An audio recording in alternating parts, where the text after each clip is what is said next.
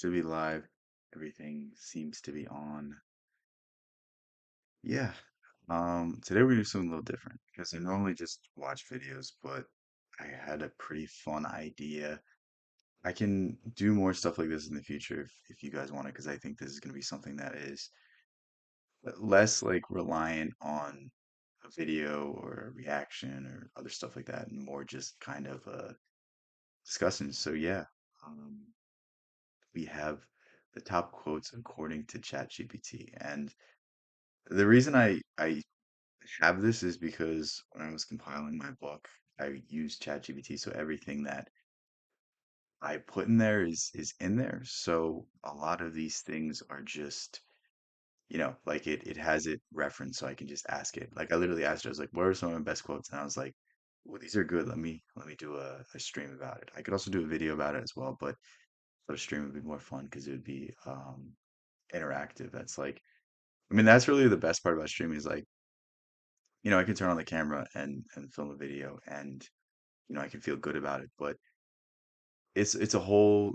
different thing when I can say something and somebody's like, "What do you mean by that?" And I can clarify it and put it in a different way, or I can somewhat change it or alter it or use a different example. What's up, Amy? How's everything? It's been forever. Where you been at? The first time I streamed consistently in a week and you're not here, like, what's up with that? Come on. I feel like I streamed more this week than I have in like the past like 6 months, and you're not. Yeah, you weren't here once. Like, I feel like you're gonna really enjoy today. This is gonna be fun. You never emailed me too. Email me and I'll send you the PDF of my book because you can't get it. I was waiting. I was checking my email. It was refreshing. I can't complain. I've been like I had like a migraine all day yesterday. I had one again today.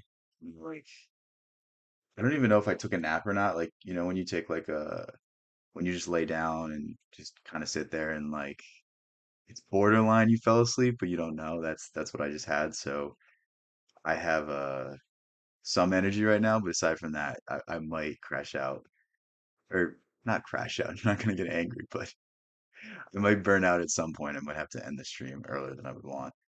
I was busy with your brother's wedding. That's still not an excuse.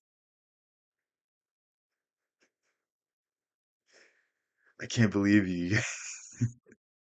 You have to drop all your responsibilities to watch my streams. I can't even say it with like a straight face. Like I wish I could because I feel like it'd be more hilarious. Like I feel like there's people that like actually believe that, but I don't know. But yeah, hope everything's good with you. Hope the wedding went well. That's awesome to hear. Um, it's like I don't know how people do it. I don't like that kind of stuff. Like all the I was about to say semantics, that's not the right word.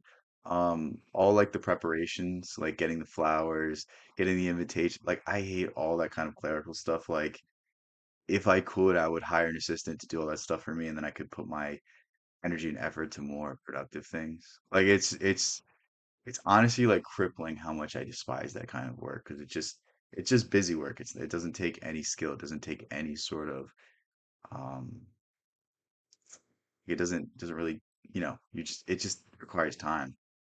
It did, thanks. That's good to hear. That's good to hear. But yeah, I'll should I get into these quotes or should I just keep stalling? Just keep ranting for about nonsense for longer. Dude, you guys have one day. What do you mean one day? Like the guys only have to do stuff for one day, and then the girls do all the other stuff. Is that what you're saying? Ours lasts for a week. Oh, your wedding lasts for a week? Wait, how does that? Is it like do you guys like eat? Is it like a feast for a week straight and everyone's kind of on vacation? Is that what it is? I've never heard of that. Because yeah, it's usually one day for us. Even it's really like half a day. It's like it starts usually at like 5 and then it's done by like 10. That's weird. Is it? Is it expensive? Like, because here, like, I would say like a fairly nice wedding is at least 100 grand. I might be completely off with that, but like the people that have like the really elaborate ceremonies, it can easily be 100 grand a week. That's insane. Dude, I don't know if I could handle my relatives for a week straight. Like, I love them, but like, it's just too much at points. It's just too much. George Carlin has a great quote on this. I love people as individuals, but hate them as groups, and I think I think that really explains me perfectly.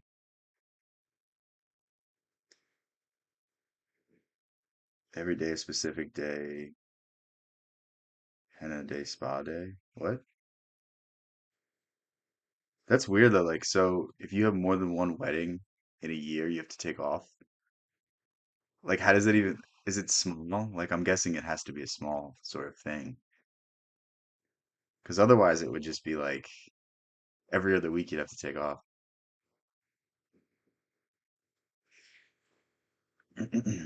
That's interesting though. I've literally never heard of that.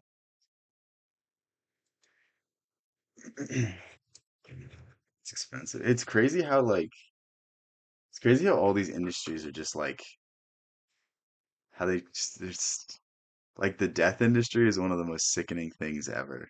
Like the amount of fees and charges and stuff that you have to like it's almost like a requirement now to have like life insurance just so you can cover your own funeral. It's like, what the hell?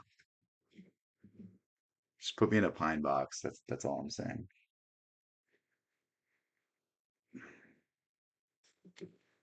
All right, we'll get into these quotes. So I know top 10 Beano quotes according to ChatGPT.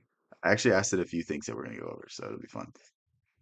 The world is full of hypocrites, including yourself. Once you see, you no longer condemn.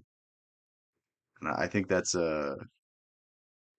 really what I mean with this is that, it's really easy to point out how other people are hypocrites. It's really simple, like, oh, this person believes this, but they still do this. Like, very easy to see. But it's much more difficult to say it about yourself. And when you notice a contradictory aspect of yourself, then you stop judging other people so much. And I think it's really one of the most important things you can do. The more you compare yourself, the more you criticize, the more you evaluate yourself in regards to others, is the more unhappy you'll find yourself being. And it's just a general rule of thumb that like you could critique everybody in the world, but just understand that that same judgment you're passing to someone else is the judgment you're going to pass on yourself. One day is enough. You never have a traditional Tunisian wedding. Yeah, it just sounds like so much. Like you just want to get married at that point. Like I feel like it's like I don't know. I'm not a big fan of like ceremony and like all these sorts of like established, like to me that's not really important. To me, it's just like the experience as a whole, or like spending time with people you love. Freedom is complete reliance on the self. So when you need nobody, when you need anything external, you're relying on that. When you need anything outside of yourself, then there's some level of control over you. And is freedom even what you want? Because we have this like almost mythic idea of freedom, but freedom means that there's no strings attached. You have no responsibility. You have no expectations. And I don't necessarily think I don't think that that's necessarily like a noble goal. And I guess you could break down any sort of ideal into this sense. Hypocrisy has become a know-how technique in order to become socially successful. I would definitely agree with that. I think that's a very good way of putting it. Like, I mean, can you even be a politician if you're not a hypocrite? Like, I think that just comes with the territory. Can you even be a CEO without being a hypocrite? Can you be a successful person in the worldly senses without being a hypocrite? I don't necessarily think so. When you condemn others, you condemn yourself. And wow, this did not differentiate what it was talking about. So think of it this way. If you are judging others, then you're comparing yourself. Anytime you compare yourself, you are in some way seeing an aspect of yourself that you don't like.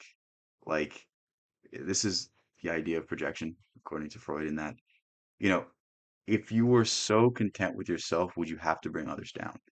Would you have to point the finger and say, well, this person can't do this person can't do that? Like, if you were completely content, you would just stick to yourself. You wouldn't have to bring other people down. You wouldn't have to, in some way make yourself feel better, elevate yourself through denigrating someone else. And I think that's really, the more you start to recognize this idea is the more you can start to just live and not really regard things. Just think of how many people are petrified by what other people will think about them. And really, what it is you're petrified because you don't feel good about yourself. But then you'll begin to perpetuate something on someone else. You know, you might not feel good about yourself because people have brought you down, but then you're going to bring others down. Like, it's a very weird thing to do. You wouldn't.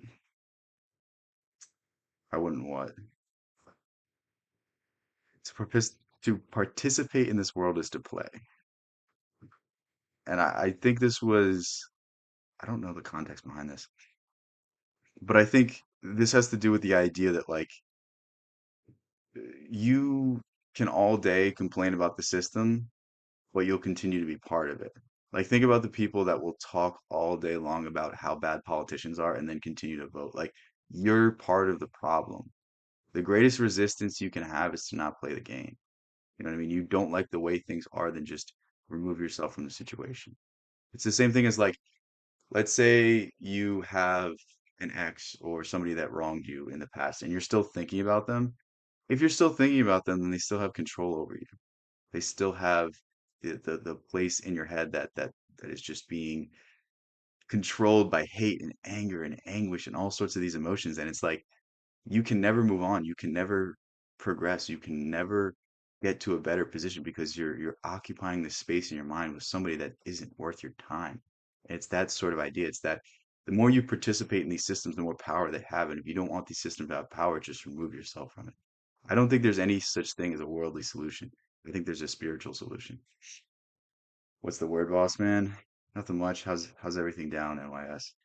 I wouldn't bring others down. Well, see, if I like I'm the type of person where, like, I will talk a lot of shit, but it's not like I don't mean to be mean about it. I'm trying to be funny about it. Like, I'll say things to people and hopefully they know I'm joking. Hopefully they know that I'm not being serious. And in the past, I feel like I did this too much and to people I didn't know well enough, and people sometimes take things to heart. Like my girlfriend is extremely sensitive, and I'll say something to her and she'll be like, "Why'd you say that?" I'm like, "Dude, I was joking." And she's like, "I didn't know that." And I'm like, why would I ever be mean to you?" And she's like, "I don't know." Like, you know what I mean? So it's just like it's picking and choosing. I've gotten a lot better at that, but there was certainly a time in my life where I like to compare myself to others, where I like to say, well, I'm working harder than this person. Well, I'm doing this, I'm doing this. And then inherently, when you start elevating yourself, you're going to hit the point where you see someone doing better than you. And when you hit the point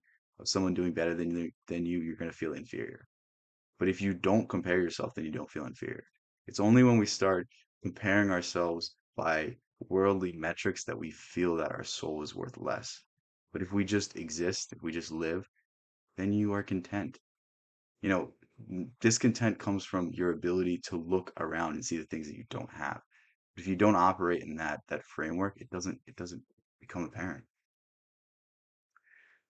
A strong individual creates a strong world. A strong collective creates men with hollow chests. So this statement right here, men with hollow chests, it comes from what's the book called? The Abolition of Man by C.S. Lewis. And really what it's talking about is that as education has progressed, we've gone away from symbols and we've gone away from tradition and morality. And C.S. Lewis really is the strongest defender of traditional morality. Like, I've never seen anyone as good as him. So if you're interested in that sort of stuff, I would really recommend reading it. Even if you're not interested in it, I think it makes very strong arguments. And I really enjoy his writing because it challenges my own beliefs in certain regards. But really what this is saying is that, like, you have all this knowledge, but you don't stand for anything. Think of like the modern intellectual. Like, everything they know is to tear down the system, but they can't create anything new. And because they can't create anything new, it's empty, it's nihilistic, it's hollow. They don't have anything backing them up. They don't have any conviction. They don't have any faith. They don't have any hope. They're not bringing us to enlightenment. They're tearing away the things that once made us great. And that's really what I see in this collective sort of movement, this move to regress humanity, this move to make everyone homogenous, this, think about how little people today have personalities. You know, for men, like, oh, I watch sports, oh, I play video games, oh, I do this, like that's their personality. That's not a good thing. If you can be defined simply in one sentence, then you're not a human being, you're a robot. And every day we move closer to robots. Every day we move closer to the idea of you can't differentiate an individual from another individual because they all think the same thing. They all act the same way. They're all the same person. And I think it's a very scary idea. And really, the greatest book about this idea is Anthem. I think Anthem's an extremely good book. It's really about how a man rediscovers his individuality in a completely collective system. But let's get back to the whole quote. A strong individual creates a strong world. Think about it this way. The easiest way to picture this is in a relationship. If you're a real menace unintentionally, I'm still a menace, but it's not unintentionally now.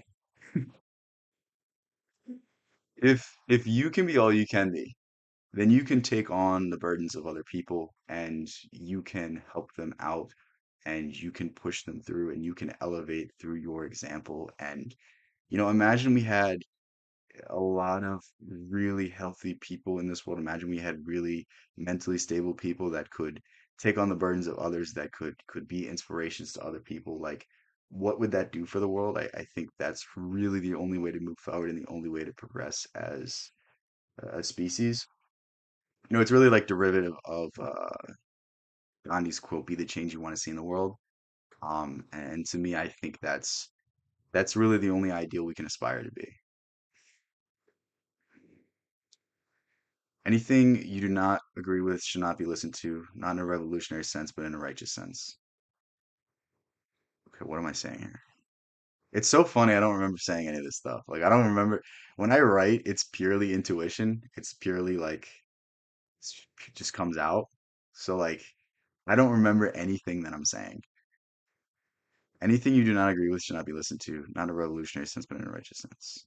Okay, so what good does it serve you to internalize somebody else's judgment? What good does it do for you for somebody to tell you you're not good enough and then the rest of your life you believe you're not good enough? Like if you don't agree with it, then don't accept it. And in the end, maybe you're wrong, but who cares? Because it's the people that are able to exist with ideas contradictory to society that change the world. So even if the whole world is telling you something is wrong, and deep in your heart you know it's true, you have to keep believing. You have to keep believing it until you prove yourself false, until you show through your own logic that you're wrong. But if you have faith in something and you really believe in this idea, you have the responsibility to carry it through.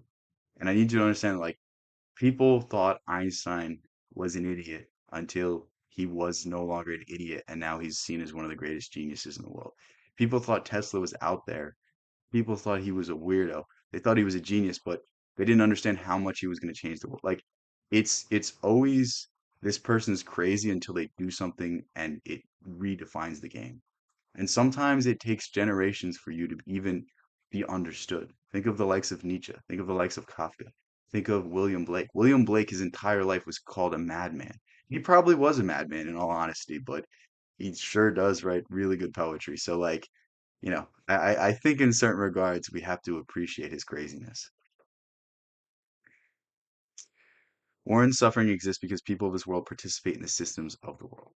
Okay. Again, like I said, like politicians have power because we give them power. The symbols and the institutions only have power because we follow them, only because we listen to them. And I need you to understand that like it's not that we have to rebel because if there's a rebellion, if there's a revolution, it always becomes the exact same thing it was fighting against. Look at the Russian Revolution. Look at the French Revolution. People were raging against the oligarchy just to replace it with a new oligarchy. Every single revolution is futile because every single government is oppressive. Like, you're never going to find a government that doesn't in some way restrict the rights of people, unless we live in a libertarian, idealized state, but it's not possible. Like, it's only because of our participation that these things can happen. It's only because we allow it to happen that it happens. And if you just simply say, I'm not doing this, I'm not voting, I'm not engaging in the systems of the world, I'm not going to work a 9 to 5, I'm not going to do this, I'm going to do my own thing, I'm going to buy a farm, I'm going to get my own, like, you know what I mean? As much as you can remove yourself from the system and as much as you can rebuke the ideas that are being purported onto you, rebuke the fear mongering and all of these things that are being pushed upon you and all these ideas that are being foisted upon you by the news, by the collective unconscious and all sorts of things. Like, fear is the mind killer, as Dune says. Like, anytime you're operating in fear, your mind is not working. And the more you remove yourself from the situation, the more you can see the bigger picture, and that these things will never end. War will never end. Suffering will never end. Famines will never end. It's a cycle of things that will continue to happen time after time. Maybe things can get better. Maybe things can improve incrementally, but it's a system, it's a cycle. The world moves in waves, and the less you participate, the less it affects you.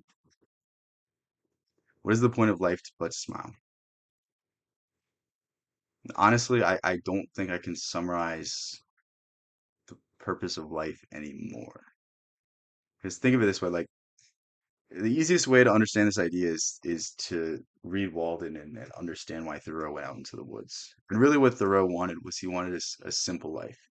He wanted to be able to get away from the hustle bustle of the city, the need to constantly grind, the need to constantly do things, and simply break his life down to the bare minimum. And through this experience, he was able to almost have a spiritual epiphany. He was able to experience the world in a way that he had never before. And what he found was clarity. What he found was that when he persisted only on the bare minimum, that was the happiest. That was the best time of his life because he was able to appreciate the things he had. And literally, all happiness is gratitude. If you can find gratitude, you can find happiness because happiness purely is a choice. There are people with as much money as possible that are deeply depressed. And it's because they can't look around them and see what they have, see the blessings they have. They're too worried about their problems. They're too worried about what I have to do tomorrow, or this, or this, or this, or oh, this person doesn't like, you know what I mean? It's just it's simply a game of reframing your life into a way that you can be appreciative and gracious that will allow you to just smile and be happy. What's the point of life but to live? Yeah, exactly. All answers exist within, most pursue them externally. Okay. So the easiest way to explain this is what is ambition? What is striving? What is the need to push yourself out into the world and establish some sort of status or some sort of victory? And really, all external pursuits are is you wanting to look in the mirror and say, I am good enough. I like myself. I enjoy who I am. And it's very sad because there's this like belief that if enough people tell us we're good, then we'll finally like ourselves. If you're completely content as a person, you don't need anything else. And that's as simple as it is. And that's really the easiest way to think about it. Imagination is the key. I don't like that quote. How did this make my top 10 quotes? This is a bad list. Um, okay. Imagination is the key. So think about it this way. If you operate in a mechanical state, if you believe that things can only happen because of this or this or this or this, then you will forever be limited by these means. You will forever be limited by these ways of thinking and these ways of moving forward.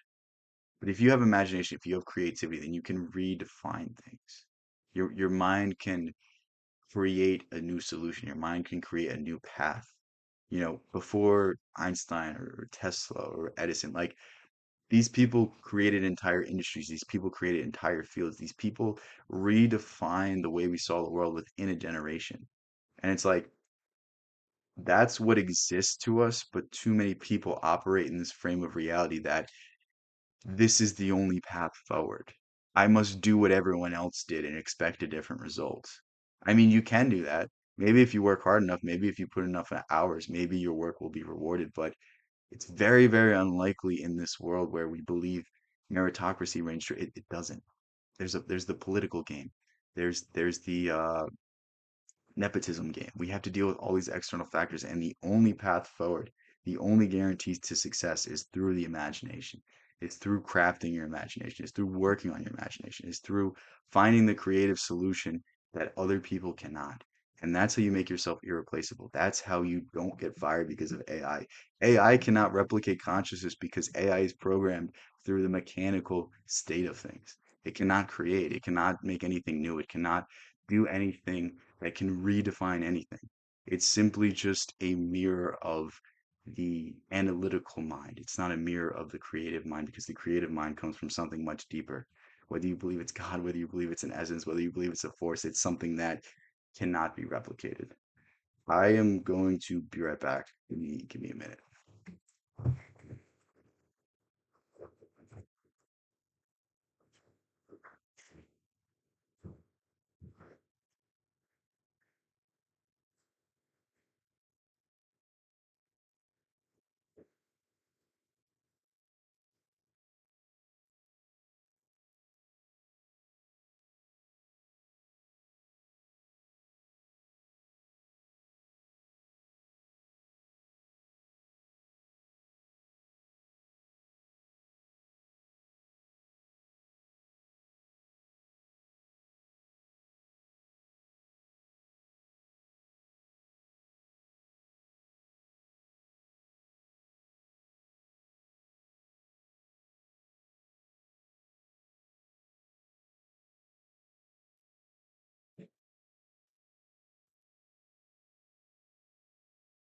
All right, I'm back.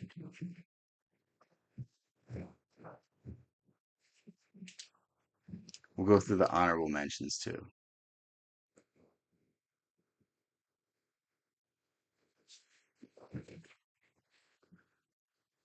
To be of this world is to suffer by its rules. Again, participation in the system makes you bound to the system. You know, if you're going to be all into politics, then when your party loses, you're going to be very upset and you're going to think the world is ending because you have bought into that sort of propaganda. Like it's that sort of thing. Simplicity is beauty, complexity is confusion. So, you know, we could talk about beauty in the romantic sense, but this is more so talking about it in the essence of things. Like when was your when was your happiest moment? Was it during the hustle bustle of like maybe a graduation, or was it when you were sitting around a fire and you were just enjoying the company of the people around you?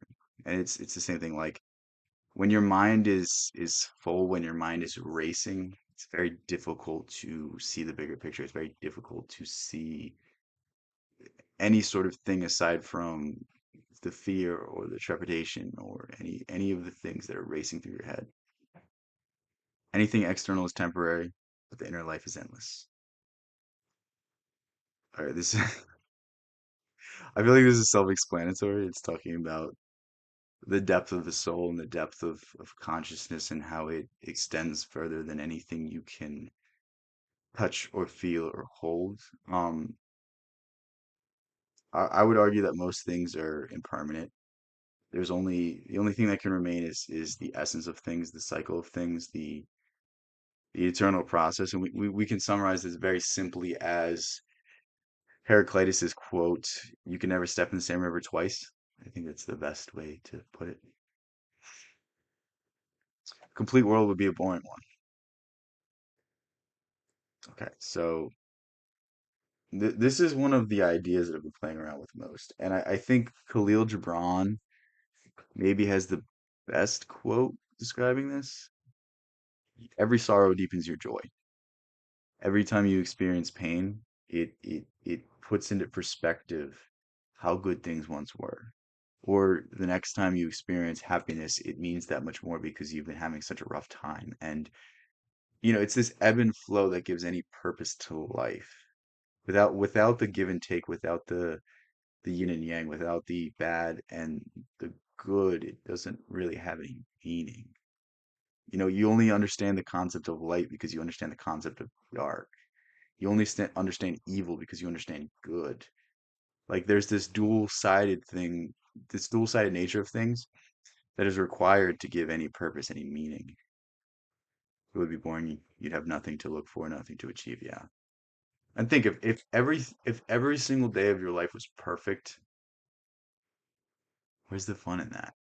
Like it's only because we struggle on a daily basis that when we finally succeed, it's worthwhile. If you won the lottery today, maybe it would be nice because you could pay your bills and stuff, but I promise you it would mean so much more if you built a business or if you did something that was a great task and you were rewarded with that same monetary sum. I think that's the best way to think about it. Okay, this is something different. So Sahida yesterday, I don't think he's here right now, but Sahida is one of my mods, and he was asking me to summarize my philosophy. I don't think I really can, but AI, I think, did an okay job. I read through this earlier, and it seemed somewhat accurate. I might disagree with it, I might not, but a synthesis in nine principles. Maybe I should write this into something. Maybe I should write my own version of this. Reality is inward, not outward. Okay. Easiest way to think about this is you see the world through a different lens that I see the world through. Because every experience you have shapes your consciousness, shapes your psyche, shapes the way that things appear to you. And what I notice about a situation is based off of what I deem important. Whereas for you, other details might be more important. And the easiest way to describe this is, let's say we are in the same room and we are asked to describe the door frame. We're going to use different words. We're going to use different colors. We're going to explain it in a different manner and use thereby different symbols. And while it might agree 99% of the time, like you write down that description and you give it to someone else at different points, do they know we're talking about the same thing? And the answer is no, because everyone sees reality through their own consciousness, through their own projection. And that's really this idea. It's that you know somebody who is the most negative person and they can't stop talking about how much the world sucks. You know somebody that's the most positive person and you can't stop hearing about how great the world is. And they might not have any reason to see the world as good.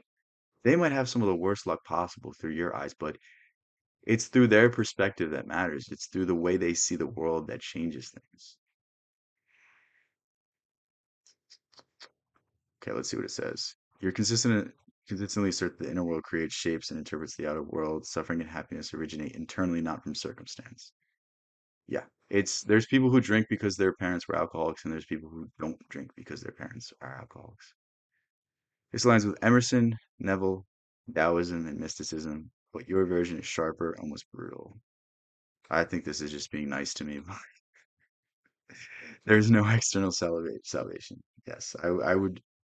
I think that summarizes this point perfectly. That anything you hope to gain in this world will not make you happy. Maybe it might make you happy temporarily. Maybe it might ease the burden of life. You can throw money at a problem and it can be a lot easier to approach. But it won't be lasting. It won't be permanent. There's going to be a day and age where you have all the money that you could ask for and you're still lacking something else. You're lacking yourself. Think about the people that like people all the time talk about selling your soul.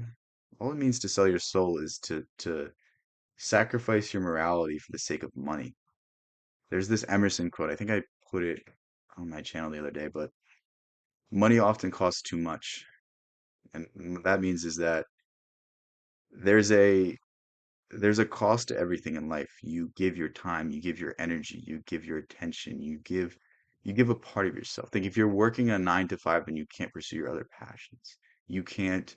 Maybe there's some restrictions on what you can say on social media. Like there's all sorts of things that come with the job. Like even if you get a promotion, it might not be the greatest thing for you because you might not be able to spend time with your kids anymore. And it's like there's all these other considerations that we oftentimes don't like to think about. I think reality is interaction between your inner and outer world. If you only live inside yourself, you live in a delulu world. I mean, I guess you could say that, but like, if you take anything to an extreme, you can find an example, but like, the exception doesn't prove the rule. And I think there's far too many people in this world that are existing in a world that is on fire and about to end and will never find happiness because that's the way they decide to live. I mean, to a certain extent, you're right, but to a certain extent, we shape the way we see the world. We understand the world through our own biases and our own opinions. So, like, if you don't like the world you live in, it's because you're making it that way. The individual is sovereign. Philosophy rejects all collectivist frameworks, political, social, moral. Human being is strongest when dependent on nothing but themselves. You echo Emerson's self-reliance, Nietzsche's self-overcoming, Jung's individuation. But your twist is this: you see individuality as a choice, but you see individuality not as a choice, but as a spiritual necessity. Okay. So any belief system's limiting.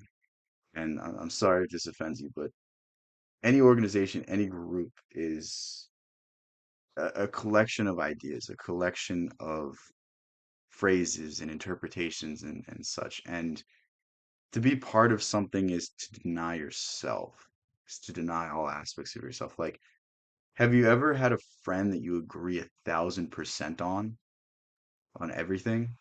Like, one, that would be boring, but two, if you agreed with your friend on everything, then that's not really a friend. There's no challenging, there's no differentiation. It's the individual is the most important thing, but every single every single belief system in some way limits the individual. And that's really the essence of this idea that when you reject everything else, then you can find yourself.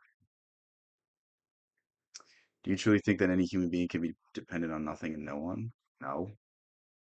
Again, I don't like if you take any idea to the extreme, it's not possible.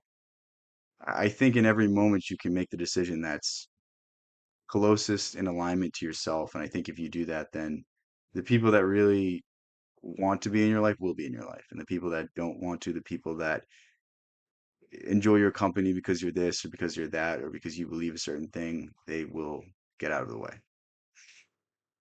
Con- Condemnation is ignorance. A recurring theme in your writing. Judgment is projection. Hatred is misunderstanding. Hypocrisy is universal. Once you understand human nature, you stop condemning. So, Schopenhauer says something very interesting. All compassion derives from the idea that this art thou. And really, what that's stating is that if you can put yourself in someone else's shoes, then you can feel sympathetic for them. And it's not just that's just not an idea with like somebody that is having a hard time. Like that's how you have to feel with your greatest enemy. That's how you have to feel with the worst person you've ever met. And when you can do that, then you're on to something special. Like that's you getting in tune with the infinite. That's you getting to a state where you no longer see the differentiation between consciousness. You just see it as a different expression of the idea. And I think the closer you can get to that, the more understanding and the more grace you can carry into this world. But it's not an easy thing to do. Freedom is inner detachment. Okay. So what this is basically saying is that if you are reliant on somebody else for something, then you're basically a slave to that person or that idea. And it's only when you operate from your own conscious that you can carry yourself into the world. And it's like the more we can break ourselves free from these sort of conformities, the more we can just exist in the world as happy. But the more we are subject to being afraid of what people think about us, the more we're going to fold. the more we're going to live as somebody else, and the more hollow and empty our lives are going to feel. Imagination is the engine of life. Treat imagination not as creativity, but as ontology. Source of all action, meaning, and identity. Lake imagination is divine. Benevolent imagination creates reality. Nietzsche, imagination is life affirming. I blend all three. Okay. So the easiest way to explain this is picture anything that's in front of you right now, or you don't have to picture, just look at it. Was that not first an idea? Because everything first is an idea, everything first stems from the imagination, and thus control of the imagination is control of life. Like I don't care what it is that you want to do. You can do it if you think hard enough, if you think long enough, if you have faith in that idea, you can in some way bring it into fruition. And that more or less is the statement here. Suffering comes from the participation in the world of Caesar. I divide apparently I divide life into two. It's interesting like reading a summary of the stuff I believe because it's framed in a way that I'm like, what is this talking about? The world of Caesar, society, politics, duty, ego, social expectation, the world of the individual, inner truth, imagination, freedom, spirituality.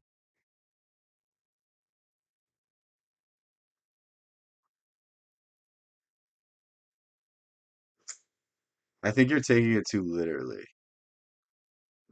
I don't believe in absolutes, so you're reading too much into it. I agree with your sentiment in certain regards, but it's I don't know how to explain it aside from you taking it too seriously. Most of the things I say, it's a metaphor, it's an analogy. It's not necessarily meant to be taken as strict doctrine because I don't believe there's one universal path. I don't believe there's one universal way. Okay, what was I saying? The world of Caesar. So think of the world of Caesar as like your duty in this world, your need to make money, your need to become something, you need for your legacy to remain. And in essence, it's a futile pursuit because anything you do will eventually be erased by the sands of time. There's no such thing as eternal life through worldly pursuits. And the more you focus on them, the more you get away from what's really going to make you happy, which is the world of the individual. The things that bring you fulfillment, things that bring you contentment. You know, for you, it might be a family, it might be doing a certain hobby, it might be working towards a certain goal. Whatever it is, it's the depth of your experience. It's not the amount of accolades that you can achieve. Simplicity is truth, complexity is illusion. Complexity is confusion, overthinking is suffering, truth is simple, a clear mind is a happy mind, a Taoist principle expressed in a Nietzschean form. Okay, so how do I explain it? This is not a statement about like material things, this is a statement about, I guess you could say consciousness, or you could say spiritual things. I don't, you could use these different words interchangeably. I tend to use them as different things, but think about it this way. You are happiest when you're not worrying, when your mind is not running, when your mind is not racing. When you're purely dissolved into the action that you're doing, that is your truth. That is your path. That is your meaning. That is your depth. And it's just the idea of Wu Wei explaining that sense. Life is a game, not a burden. I often describe life as a play, a performance, a game, a stage. When taken seriously, life becomes heavy. When seen as a game, it becomes bearable, even joyful. So the seriousness we attach to our life is the weight our life carries. So like if you build something up to be a make or break moment, if you in your head say that if I can't do this, then none of it will be worth it. Then you're going to approach it with a certain anxiety. You're going to approach it with a certain fear, and I don't necessarily think that's productive. And I think the greatest action, I think the greatest creations have always came from a certain joyful approach, a certain playful approach. Think of like the greatest artists or the greatest fighters or people that are able to perform in the moment. It's because they're not thinking while they're doing it. They're just doing it. They're not looking at the stage, or if they are looking at the stage, then that level of awareness becomes heightened and they just perform because they're like, well, I can't think about these things. I just have to act. I just have to follow my instincts. And that's really mystery is essential. Final answers are illusions. Your philosophy never claims completion. You openly embrace uncertainty, paradox, mystery, limits of perception. You don't seek to solve existence, you seek to face it. This gives your writing a mystical humility. Okay, so I think there's a certain truth in paradox. I think there's a certain truth in the nature of things that are beyond our comprehension. Think of like string theory, think of Big Bang theory, or just things that will never be proven. How did life begin? Like there's a certain need to like understand these ideas. Like Neil deGrasse Tyson has devoted his entire life to science. He just believes in it like a religion, but his entire life is solving these questions that have been asked since the beginning of time. And when he finds it, he'll think there be meaning. But the truth is, like, we're never going to. I've read other books besides the Bible. I've read the Gita and I've read the Tao Te Ching. So I mean, I find different beliefs interesting, but to me, the symbolic nature of Christ is the most compelling. But I mean, could that just be because I was raised a Christian? Probably. Who knows? But I also love Blake, and Blake is very devoutly Christian, so that definitely skews me in that certain direction. But what was I saying? Damn it, I lost my train of thought. So Neil deGrasse Tyson, his entire life is that when I solve these issues, when these ideas are solved, then maybe there'll be purpose to this life. And I don't think life is a thing to be solved. I think it's something to be unfolded. I think it's something to experience. It's almost like Kierkegaard's idea of the leap of faith. You suggest I read the Quran. I will at some point. Um, the leap of faith is the idea that like there's something beyond comprehension that's just a feeling. There's something that you know deep in your heart that you just understand, and that understanding brings you everything that you need, brings you every sort of feeling of hope, feeling of faith, the more higher ideals that have driven humanity to be something beyond. It's sort of the idea of like the Tao Te Ching has this idea. It's those who seek to find will never find because you're going to seek where you already have the answer. That sort of idea of things. We'll get to the one sentence summary of my philosophy. The inner world is the source of all meaning, freedom, and suffering. Only by becoming sovereign, imaginative, and inwardly clear can a person transcend the illusions of the world and live freely. I think that does a pretty good job of summarizing it. How long have we been streaming for? Only 48 minutes. I thought it was longer, but we will get into this. Um, Hopefully I didn't react to this already, but I feel like we talked about Kafka a lot, but it's so fun to talk about Kafka. He's such a good writer. So, in essence, Kafka was a failure, but in essence, he wasn't as well. We'll get into that. I am free and that's why I am lost. Hi everyone, in this video I'll talk about one of the most influential fiction writers of the 20th century, Franz. I can't take this guy's voice. We'll try to Kafka's get name through it. alone has become a literary style called Kafkaesque. He wrote about human nightmares, a state of I don't know if I can do it. paralysis when your legs and arms You fail can you. tell this is a very good video, but just the voice. I can't. Kafka's is a story of failure, a beautiful failure. Before I start, I have a confession. I always thought Kafka was a complainer, constantly whining how terrible the world is without offering any solutions. You can take it that way, but there's a very famous story of Kafka where he's probably about to say basically Kafka's neighbors were complaining about this is Fiction Beast, by the way. Very interesting name. I'm judging. I'm not. I didn't say it's bad. I said this video is definitely well done. It's just it's not my thing. Like, you know what I mean? Like I don't have to judge. Like I didn't say he was dumb. I didn't say like it's a like I can tell it's very well done. I can tell he put a lot of effort in. It's just it's probably the headphones. Trying to be positive about things. Come on.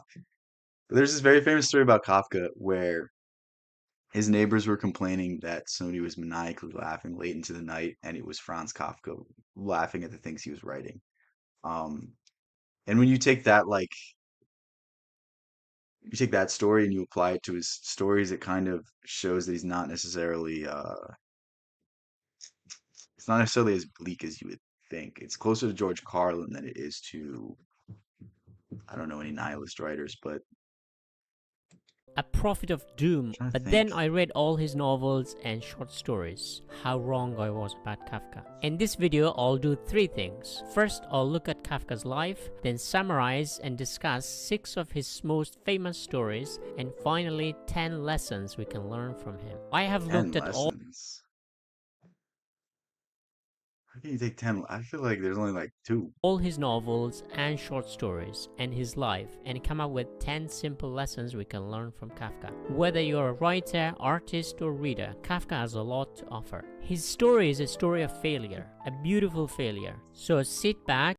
It's failure in a sense, but it's success in another because it's worldly failure, but it's everlasting success because Kafka's name will be known till the ends of time. With a cup of coffee and enjoy the video on how to fail and beautifully. Franz Kafka was born in 1882 in Prague into a German-speaking Jewish family. German at the time Don't be was seen as harsh on a our dear Kafka. I mean, like, you can be harsh. I feel like it's not like he's alive to like the greatest insult I could say about Kafka is he had really bad daddy issues. If you've ever read The Judgment, it's one of the funniest, like you'll read it, you like if you ever had like difficulties with like your relationship with your father, you'd be like, yeah, I get this. Like it's one of those stories where you're like, I feel your pain, Kafka. more instrumental language for social mobility. Kafka also spoke Czech, but not fluently. Prague was part of the Austro-Hungarian Empire at the time, but towards the end of Kafka's Life life, was the pitiful. You're being harsh to him now. Are you kidding me? I wouldn't say pitiful. Like, I mean, you can if you want, but I wouldn't say that. Like, there's definitely sadness, but there's also like a sort of beauty to it because he was able to take that sadness and turn it into his art. the empire collapsed in 1918 and the nation of Czechoslovakia was born. These two split into two countries in 1993 as Czech and Slovakia. So he is generally considered a Czech author despite writing in German. Kafka's middle-class background allowed him to get a good education and a university law degree, and later worked at an insurance company. He found his job a huge hindrance to his writing, as he stayed at the office for long hours. Despite this, he So he was most likely what he was doing was like a claims adjuster where he was paying out insurance policies based off of the facts of things. And it is like it's one of those jobs where like you get paid well, but it's not like you're a defense attorney, and it requires a whole lot of work, and you can see this job kind of carry over into I think his greatest work is the trial.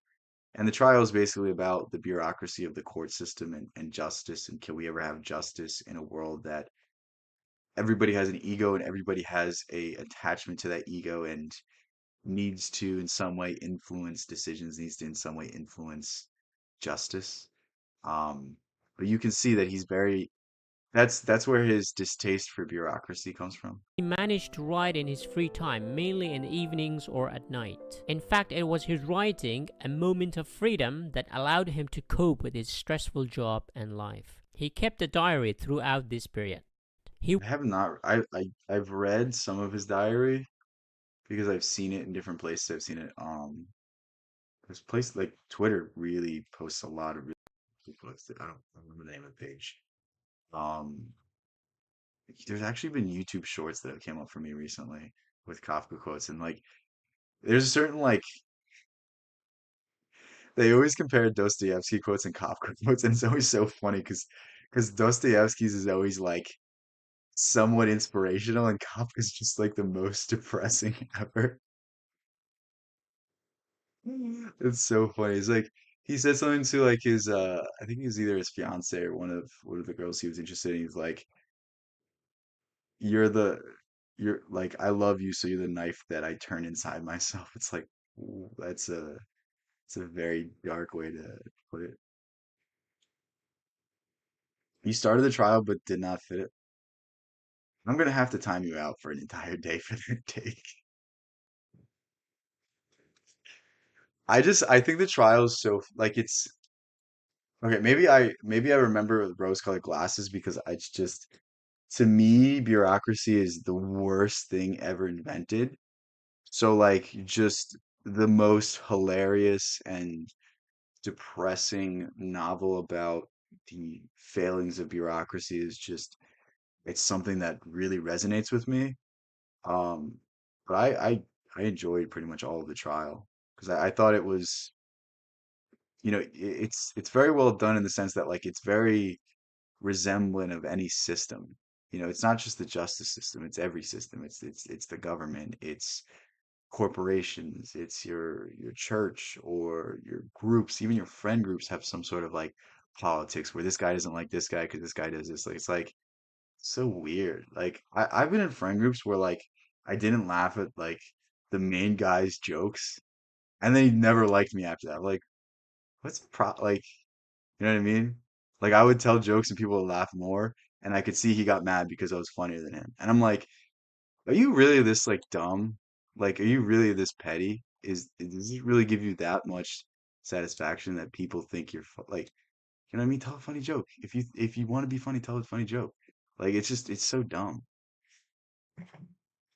worked for 15 years and finally retired with a pension at the age of 35.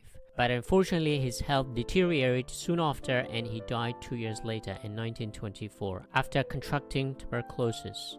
Despite a somewhat short life, he left quite a good body of work behind. Now we have 3 novels and a great many None of his novels were finished, and it's kind of a shame. I actually think The Trial is better because it wasn't finished. I think how abruptly it ends is just perfect.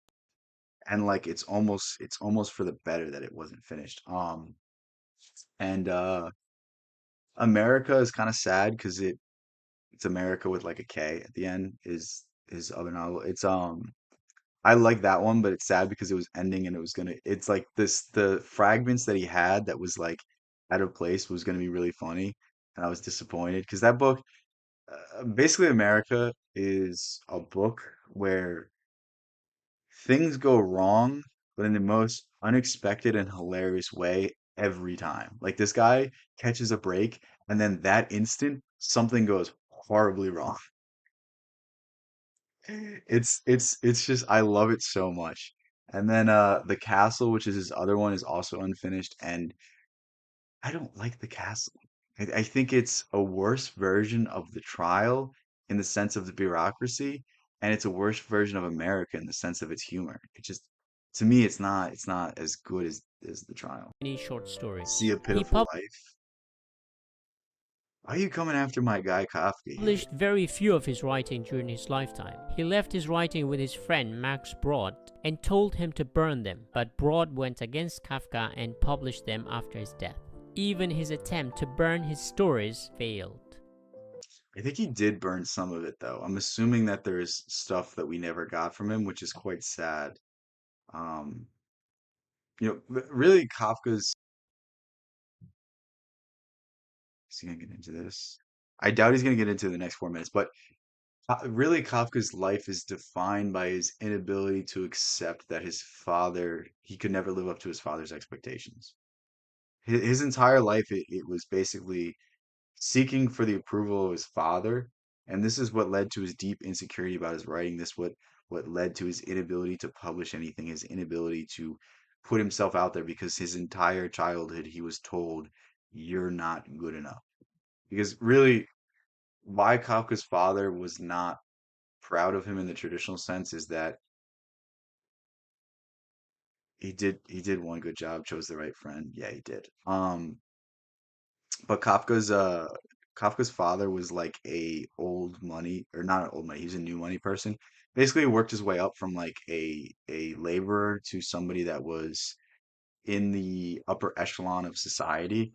And he wanted Kafka to be everything that he wasn't. He wanted Kafka to be like a preppy, make as much money as possible right out of college, and for his entire life just work your way up the corporate hierarchy and become very, very rich and very, very successful in the traditional sense of things. But Kafka was a sickly boy, kept to himself, was very shy, was very meek, was not in any way like his father, and his inability to live up to this was something that always plagued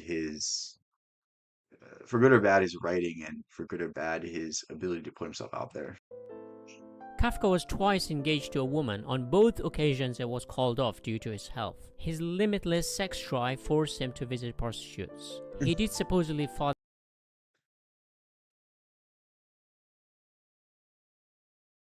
This is the funniest way of saying. one child, but we can't be certain. He was pessimistic about his relationships. In one of his letters to his lover, he talks of being bound to Again, he has this like inferiority complex where he never thinks he's good enough. Again, from his father, and he's probably feeling the same way when he's meeting women, and in his head, he doesn't feel like he lives up to what it means to be a man. her by hand like those French couples bound together who were led to a scaffold during the French Revolution. Even in that intense moment of romantic expression, he cannot think but a doomed end. Instead of altar, he thinks of scaffold. His pessimism came true. They never got married. In all his novels, there is only one example of his main character fathering a child, which he runs away from, by the way. All his other protagonists That's the most Kafka story ever. Running responsibility is the most Kafka. have no children. This theme of fatherhood is very important in his writing. Now, Kafka had a very tough relationship with his own father. It is no secret that he didn't like his father. In a letter to his father in 1919, Kafka wrote, "My writing was all about you." I don't know if he didn't like his father. It's this like disdain. It's like if you break up with somebody, you hate them, but you still love them at the same time. Like the emotion kind of becomes warped. Like if you're still thinking about the person, then there's a chance you get back together. But if you're not thinking about them anymore, if you're indifferent, that's when it's over.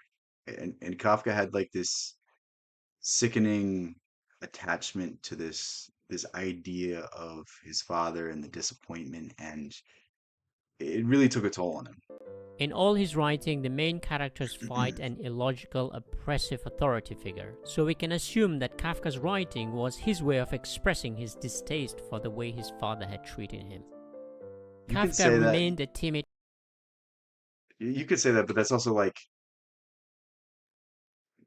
I guess in the sense of projection, that is the case. Like any sort of person with a father always has a resistance to authority figures, but hate is the other facet of love. Indifference is the opposite of love.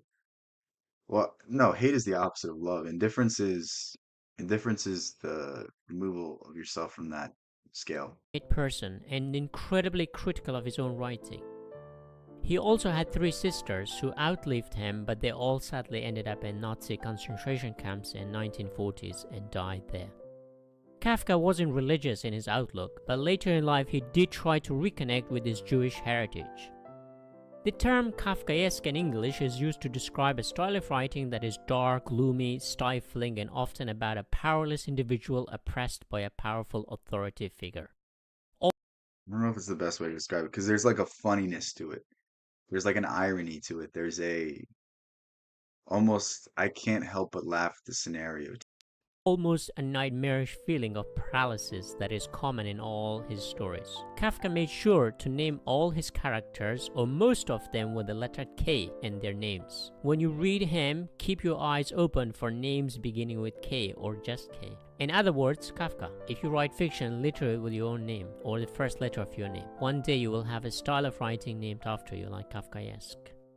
Kafka was influenced by existential philosophers like Nietzsche, Kierkegaard, and Schopenhauer. Was Schopenhauer an existentialist? I feel like Schopenhauer is his own thing. I guess maybe you could group him in there. There's similarities, but I don't know. You can see those influences in his writing. Schopenhauer doesn't really seem like a philosopher to me. It's more of a mystic, but For example, Nietzsche famously proclaimed that God is dead. In the absence of God, the whole idea of truth is questioned. If you think about it, it created a massive shift in intellectual thoughts because religion and God were no longer the existential anchor. Now you have to find meaning somewhere else. Kafka's protagonists struggle to find the truth.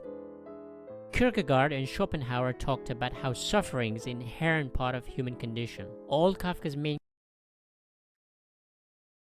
the closest the closest I see to Kafka is Camus. You could certainly say there's influences, but like I think Kafka is own kind of his own thing. characters suffer a great deal, and none except one escape their miserable life. His literary influences were Charles Dickens and Fyodor Dostoevsky. Later, I'll discuss the similarities between his writing and these authors. Dostoevsky's novel The I Double think seems to Dostoevsky's the clearest. Um, Dickens not as much. Right? Actually, I haven't read enough of Dickens, but like, let's say I read A Christmas Carol, but like that's pretty much it. Maybe I should read it at some point, but I just don't like. I don't like writers that like just describe the scene for like 80 hours and then it's just like this little bit of philosophy. Like to me the philosophical insights are the most interesting aspect of novels. have inspired Kafka's The Metamorphosis. Also important to note that Kafka was born only 1 year after Dostoevsky died in 1882. Watch the new adaptation of The Stranger by Kafka Cameron. No, I've not. Where is it? Is it in theaters? I haven't even heard about it. Is it accurate? I feel like it would be hard to kind of make that accurate. Maybe you could, but it would take a lot of effort. Because even like even the best adaptations kind of become their own things. They kind of differentiate themselves in a different way. Kafka has influenced many novelists and artists. The one author whom I have spoken before on this channel is Kazuo Ishiguro, who often writes about bizarre incidents that appear Never like heard of this dream or guy. nightmare more than reality. In his novel The Unconsoled or When We Were Orphaned, and even in Never Let Me Go, we can feel Kafka talking to us. Another author is Murakami, I have this book, but I just haven't read it.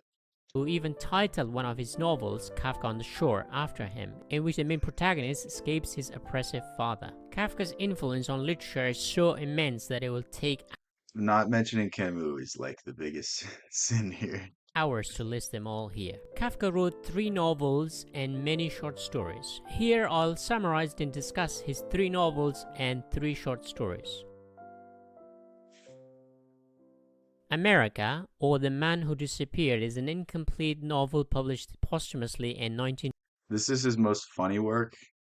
I summarized it earlier as things go right, and in the next instance, they go horribly wrong in the most funny way. 27, but it was written in 1912, so considered It's, Kafka's first. it's so boring.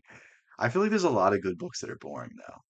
Like, I feel like there's certain books that to me might be a masterpiece, and it's just the worst thing they've ever read.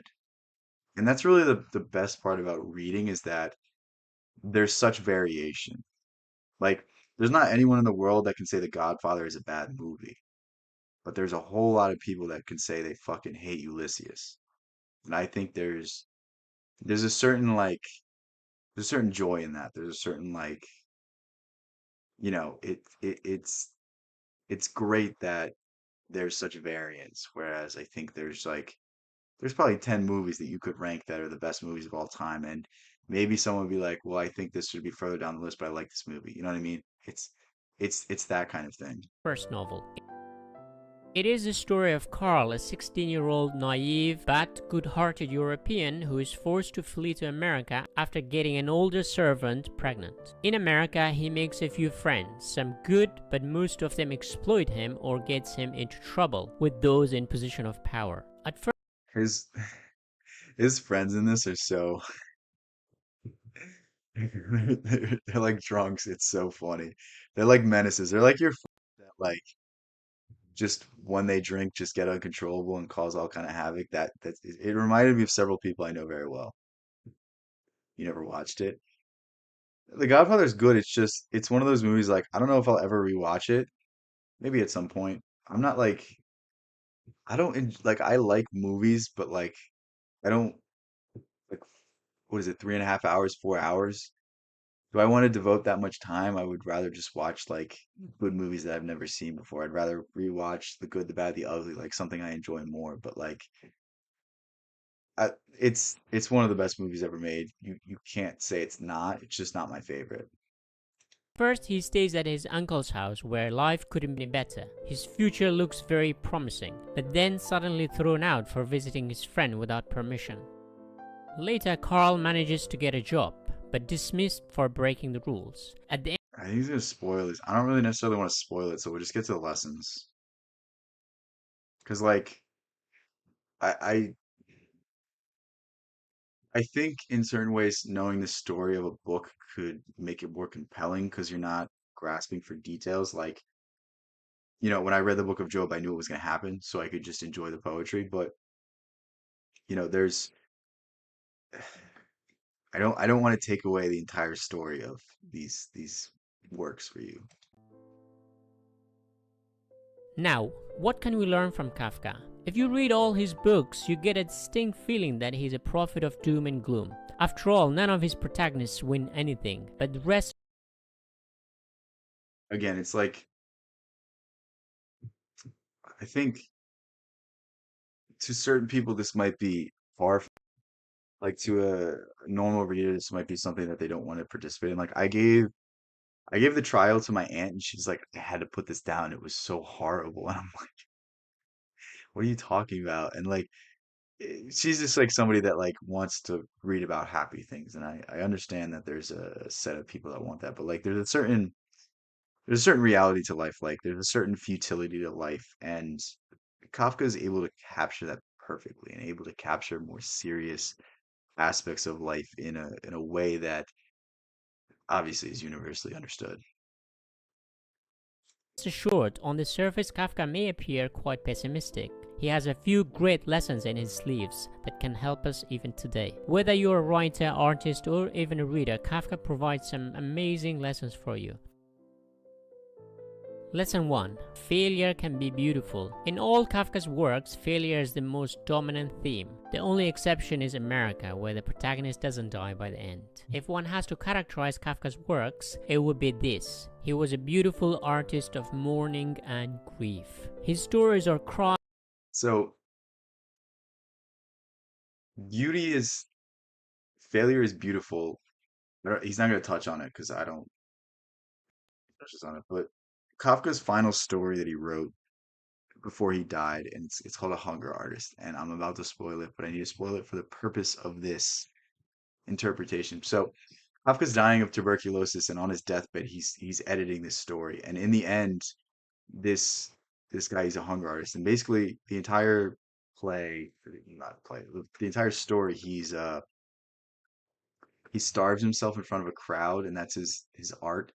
And obviously, it's weird because it's a Kafka story, but basically, it gets less and less popular. It once drew great crowds, but it no longer does. And he's at this carnival, and nobody even knows he's there. And they put a panther in the cage, and they're taking the panther out because I don't remember if he dies, the panther, or they just removing him.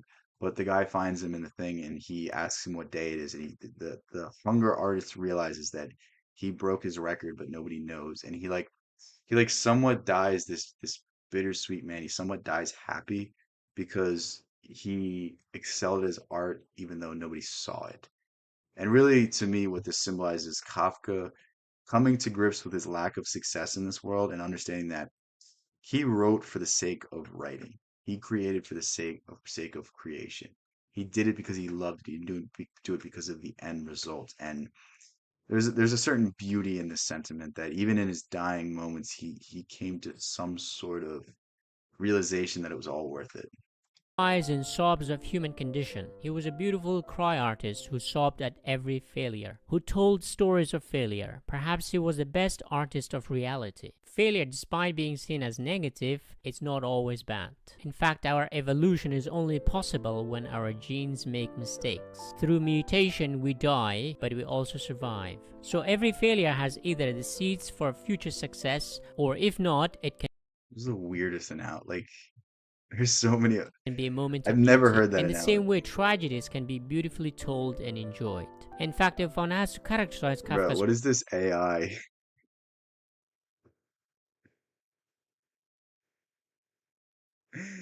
This is the weirdest like B-roll footage own I've ever life, seen. on the surface, it's a failure. He didn't get married despite several attempts, he was never happy about his work, and never finished any You of gotta his get it off novels. screen. This He is so wasn't famous this is so or weird. financially successful during his lifetime. But there's beauty in those failures. Because to win, one has to give his own life. Kafka did. His failure and his personal life gave inspirations to millions of people who found their stifled voices in his writing. So there is beauty to be found in failure.